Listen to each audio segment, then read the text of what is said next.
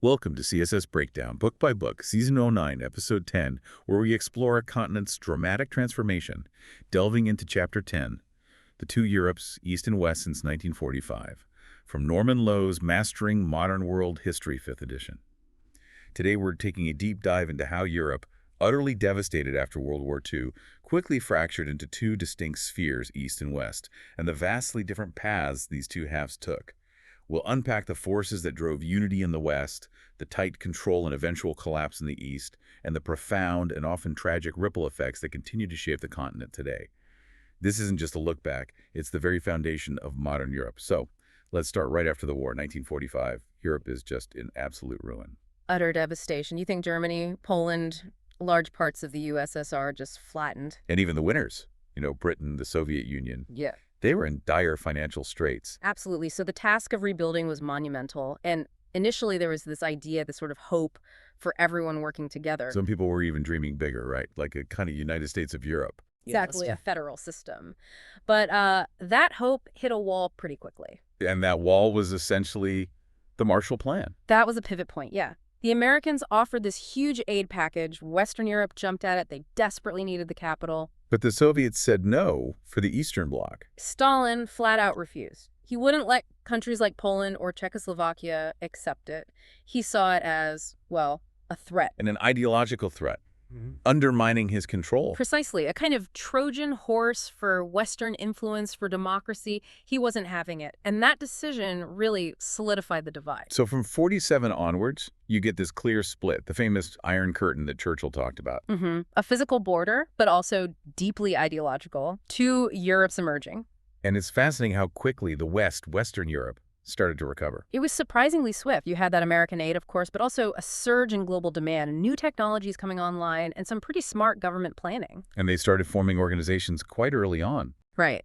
Economically, there was the OEEC in 48, basically to manage the Marshall Aid and boost trade between themselves. Very successful. Then NATO in 49, that was purely defense, wasn't it? Mutual defense, yeah.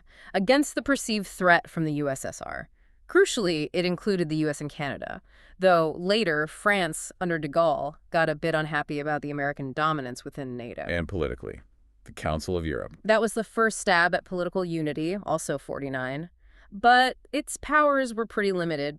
Britain especially was wary about giving up sovereignty, so it mostly focused on human rights. Okay, so those were the early steps. But the big one, the EEC, that came later. The groundwork was laid earlier. You had the Benelux countries, Belgium, Netherlands, Luxembourg, forming a customs union even before the war ended, operating from 47. A little test case. Kind of. Then the Treaty of Brussels in 48 pledged broader collaboration. But the real breakthrough was the European Coal and Steel Community, the ECSC, in 51. Schumann's idea, linking France and Germany's heavy industry. Brilliant move. Make war materially impossible, boost efficiency. Britain, again, refused to join, sovereignty concerns. But the ECSC worked. Massively. Steel production shot up. Its success really paved the way for the bigger step. Which was the Treaty of Rome in 1957, creating the EEC. Exactly. Signed by the six, France, West Germany, Italy, and the Benelux countries. And the impact was immediate, almost startling. How so? Within 5 years, the EEC was the world's biggest exporter, biggest buyer of raw materials, second only to the U.S. in steel. It had its own institutions, the Commission, Council of Ministers, Parliament, Court of Justice. These eventually merged in 67 to form the European Community, the EC. Okay, so that's the West voluntary cooperation, driven by economics and defense. What about the East? A completely different picture. Forced unity, really, orchestrated by Moscow. Stalin wanted them all to be little USSRs. Carbon copies, yes. Yeah. He controlled their politics, their economies, their foreign policy. He set up parallel organizations. Like the Molotov Plan. That was the economic response to Marshall Aid in 47. Trade agreements just within the bloc. Then Common Form, also 47, for political control, ensuring everyone towed the Moscow line, Russian-style communism. And COMECON. Council for Mutual Economic Assistance, from 49. That was for economic planning, nationalization, collectivization, trying to integrate their economies, though members often resisted full integration later under Khrushchev. So a centrally planned bloc. Did it offer anything positive? Well, they often highlighted social services, like doctor-to-population ratios, which sometimes looked good on paper. But overall, the economies really struggled compared to the West. They just weren't dynamic. And defensively. The Warsaw Pact. Formed in 1955, a mutual defense treaty, but in reality, all armies were under Soviet command. And the irony is, its only major joint action was Against one of its own members, invading Czechoslovakia in 1968, which really raises that question you hinted at. how did forcing unity actually create the conditions for dissent? It seems counterintuitive. It does, but when control is that tight and external, it breeds resentment. And we saw cracks appear quite early. Yugoslavia. Tito. Exactly. Tito was different. He came to power through his own wartime resistance, not thanks to the Red Army, so he felt he could defy Stalin's orders for total control. And he did. By 1948, yeah. He broke with Moscow, developed his own decentralized communism, even traded with the West. Stalin tried to undermine him, but Tito was too popular at home, couldn't risk an invasion. A major exception then, because Stalin dealt harshly with others who stepped out of line. Brutally. Leaders in Hungary, Bulgaria, Czechoslovakia, Poland, Albania, if they showed independence, they were often arrested, put on trial, executed, or jailed.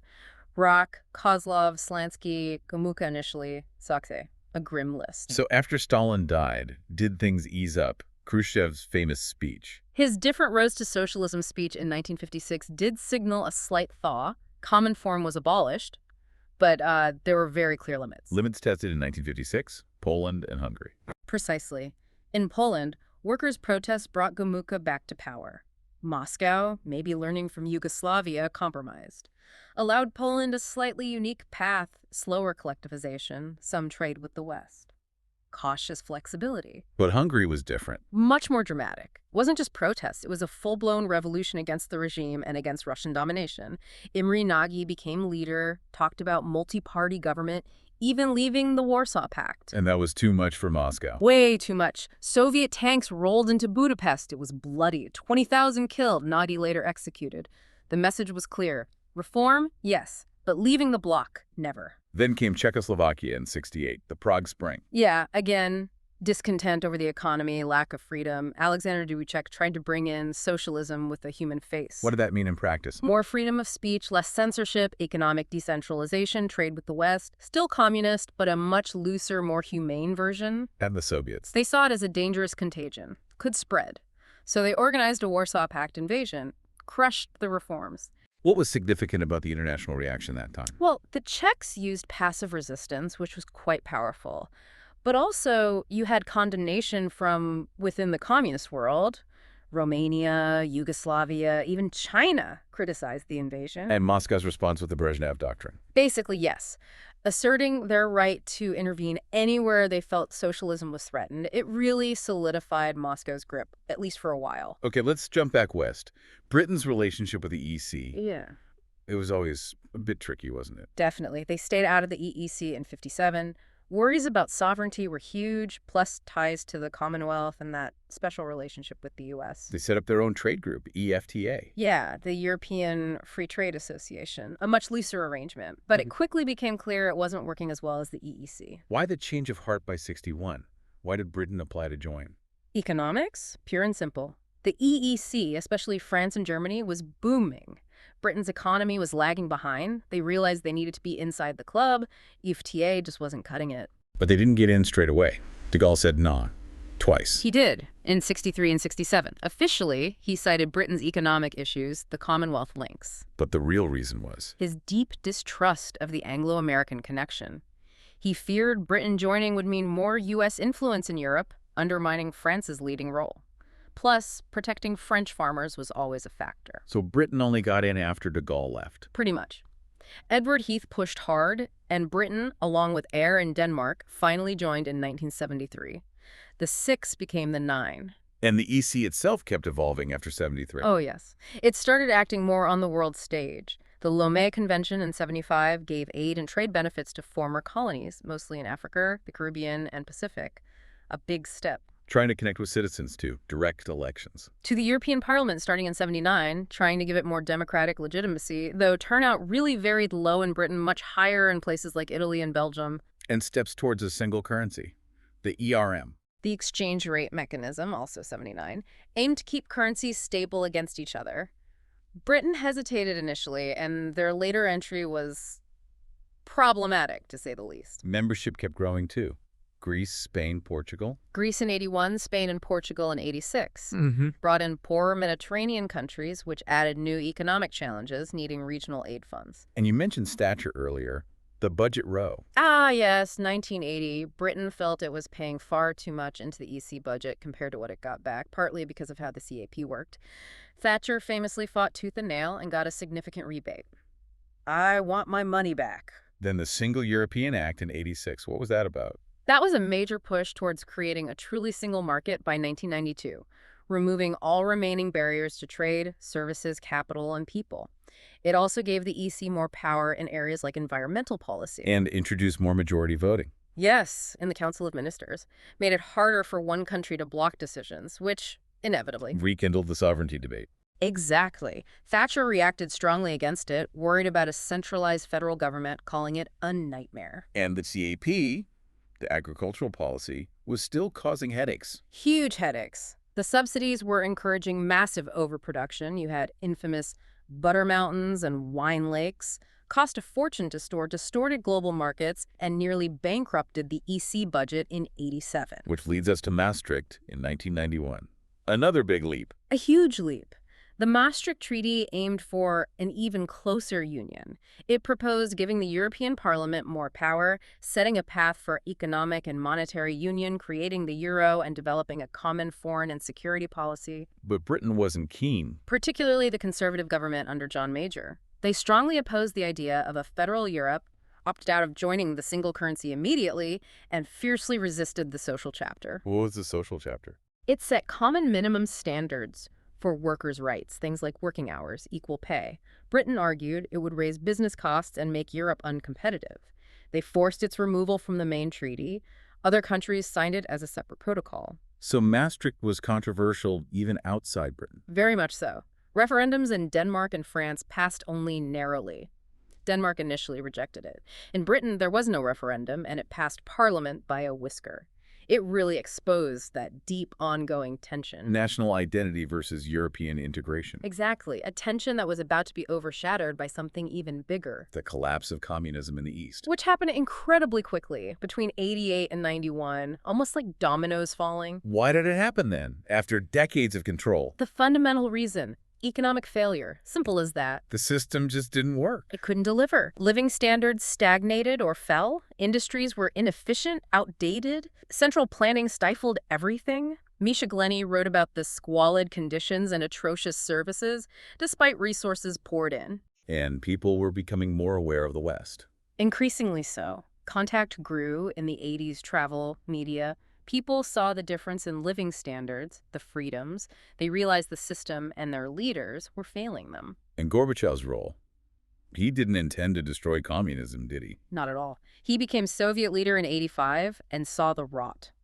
His policies, glasnost, openness, and perestroika reform were meant to save communism, make it more efficient, more humane. But it backfired. Spectacularly. As the saying goes, the most dangerous time for a bad government is when it tries to reform. Glasnost allowed criticism, which quickly turned on the party itself. Perestroika disrupted the old system without creating a functioning new one quickly enough. It unleashed forces he couldn't control. And crucially, he wasn't willing to use force like his predecessors. That seems key. The experience in Afghanistan had been disastrous. He signaled to Eastern European leaders that Moscow wouldn't intervene militarily to prop them up, so when mass demonstrations started, The local communist governments felt abandoned, and mostly didn't crack down hard enough. Exactly. They weren't prepared for the scale of people power, and without Soviet backing, most folded relatively quickly. Romania was a bloody exception. So walk us through the dominoes. Poland first. Poland led the way. General Jaruzelski had cracked down on solidarity earlier, but by 88, the economy was so bad he had to compromise.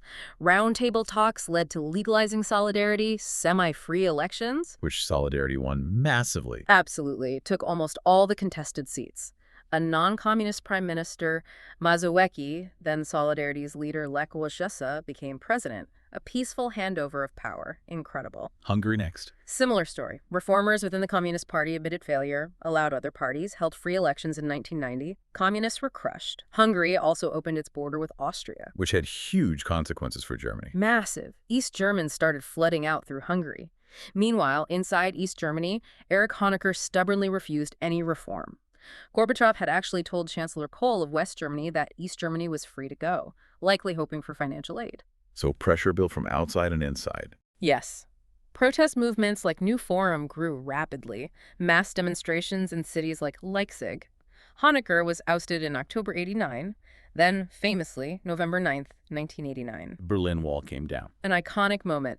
After that, reunification happened very fast. Formal reunification in October 1990, Kohl became chancellor of a united Germany. Czechoslovakia's Velvet Revolution was also very quick. Amazingly swift. Triggered by police brutality against students in November 89, Václav Havel, the dissident playwright, led the opposition through Charter 77. A general strike paralyzed the country. The communist government just collapsed. Havel was president by the end of December. Peaceful. But not everywhere was peaceful. Romania. No, Romania was violent. Nicolae Ceausescu ran a uniquely brutal nepotistic regime. Protests in Timisoara were met with gunfire. It sparked a revolt in Bucharest. Short, but bloody. Ceausescu and his wife were captured and executed on Christmas Day 89, though elements of the old guard clung on for a while. And elsewhere. Bulgaria, Albania. Bulgaria saw its longtime leader Zhivkov removed by his own Politburo, but surprisingly, the renamed communists, socialists, won the first free election. Albania, Europe's poorest and most isolated state, saw student protests lead to free elections in '92. So a massive wave of change. But the transition wasn't easy. Not at all. Shifting from command economies to free markets was incredibly difficult.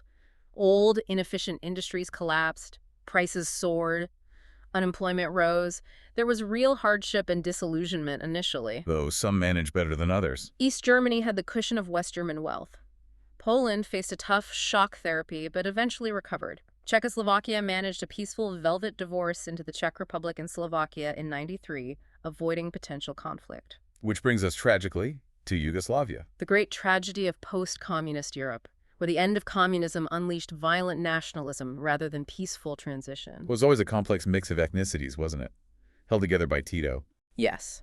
Tito suppressed nationalism quite ruthlessly, but old grievances, particularly Serb grievances about WWII atrocities committed by Croats and Muslims, they festered beneath the surface. And then Milosevic came along in Serbia. Slobodan Milosevic rose to power in Serbia in the late 80s, largely by whipping up Serbian nationalism, focusing on the Kosovo issue. He wanted a dominant Serbia within Yugoslavia, or a greater Serbia. While other republics, like Croatia under Tudjman, wanted independence. Exactly. Tudjman was stirring Croatian nationalism, too. It was a collision course. Milosevic's ambition versus the desire of Slovenia, Croatia, Bosnia, Macedonia for self-determination. Could it have been avoided with different leaders, maybe? But Milosevic seemed intent on confrontation. Leading to war for Slovenia and Croatia. They declared independence in June '91. Brief fighting in Slovenia, then a brutal war between Serbia and Croatia, with Serbia seizing about a third of Croatian territory before a fragile UN police ceasefire. Then the focus shifted to Bosnia. Bosnia-Herzegovina declared independence in '92. It was the most ethnically mixed republic. Bosnian Serbs, backed by Milosevic, immediately attacked, aiming to carve out Serb territories. Bosnian Croats also tried to seize land. And this is where ethnic cleansing became infamous. A horrific term for a horrific reality, forcing people from their homes, imprisonment, mass murder, rape, systematically trying to create ethnically pure areas, primarily targeting Bosnian Muslims, Bosniak. July 1995, Bosnian Serb forces overran the UN safe area and massacred around 8,000 Bosniak men and boys, a genuine act of genocide, the worst atrocity in Europe since World War II. The world seemed slow to react. Agonizingly slow.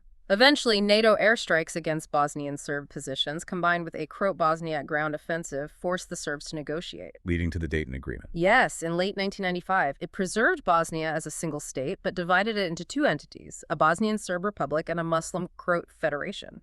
Complex power sharing, war criminals banned, refugees given the right to return, NATO troops to enforce peace. But the region wasn't stable yet. Kosovo, legally part of Serbia but with an Albanian majority, had its autonomy stripped by Milosevic. Resentment grew. The Kosovo Liberation Army, KLA, emerged, leading to brutal Serb crackdowns in '98-99. More atrocities, more ethnic cleansing. prompting another NATO intervention. Yes, a 78-day bombing campaign against Serbia in 1999 to force Milosevic to withdraw his forces from Kosovo, which he eventually did. And Milosevic himself. Indicted for war crimes by the International Tribunal in The Hague, ousted from power in Serbia in 2000, arrested in 2001, and put on trial. He died in his cell in 2006 before a verdict, a landmark moment for international justice, holding a head of state accountable. But Serbia was left economically shattered and grappling with extreme nationalism. Okay, let's pivot back to the EU in the 21st century. It kept expanding. It continued growing. Sweden, Finland, Austria joined in 1995. Then the euro currency was launched physically in 2002 in 12 countries, a huge symbolic and practical step. And the big enlargement eastwards. In 2004, 10 new members joined, mostly former communist countries like Poland, Hungary, the Czech Republic. Romania and Bulgaria followed in 2007, Croatia later. Did that raise concerns, integrating so many often poorer countries? Definitely. Worries about the economic burden, about decision-making becoming unwieldy with so many members, fears that the federalist dream of deeper integration would become impossible. Talk started about a two-speed Europe with a core group moving faster. And they tried to reform the rules. The Treaty of Nice. Nice in 2001 was meant to prepare for enlargement. It changed voting weights, expanded qualified majority voting, making it harder for single states to veto things. Also set up a rapid reaction force for defense, but Ireland rejected it in a referendum. initially, yes. It really highlighted that disconnect between the Brussels institutions and ordinary voters. They had to vote again to pass it. And other tensions were emerging, too. The old ideological split persisted. Federalists like France and Germany versus looser associators like Britain. Then 9/11 and especially the Iraq War in 2003 really fractured foreign policy unity. Remember the old Europe versus new Europe split over supporting the U.S. invasion? Budget issues, too. France and Germany actually broke the budget deficit rules they themselves had championed at Maastricht, caused a lot of resentment among smaller countries told to tighten their belts. And the EU Constitution project failed. Completely. A draft constitution was agreed in 2003, but then French and Dutch voters rejected it decisively in referendums in 2005, a major blow to deeper integration. So they repackaged some of it into the Lisbon Treaty. Essentially, yes. Signed in 2007, it kept many of the institutional reforms but dropped the constitutional language. And again, Ireland rejected it in 2008, caused uproar. But it eventually passed. Yes. Ireland held a second referendum in 2009 under huge pressure from the unfolding global financial crisis and ratified it. The crisis perhaps underscored the need for some collective action, even if integration remained controversial. So looking back over this whole period, despite all the problems, the EU achieved something remarkable. You have to say that. Peace in Western Europe. For centuries, it was a continent tearing itself apart. Since 1945, the core EU countries haven't fought each other. That's largely down to this integration project. And it has potential on the world stage. Huge potential.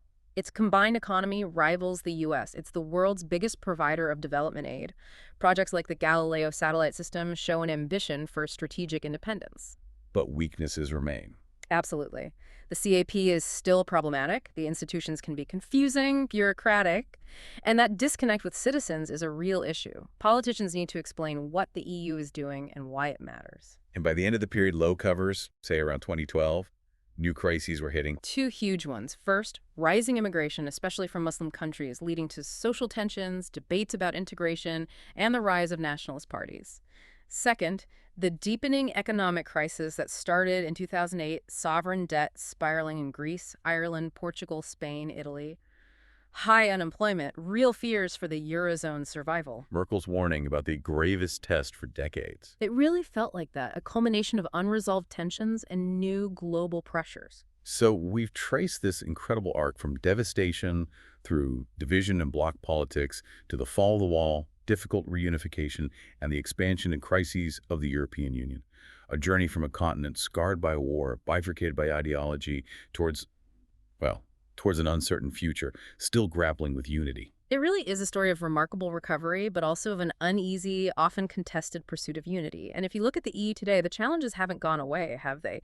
Economic stability, those internal political divisions, the social questions around migration, they're all echoes of the history we've just discussed. Which leaves us with a big question. I think so.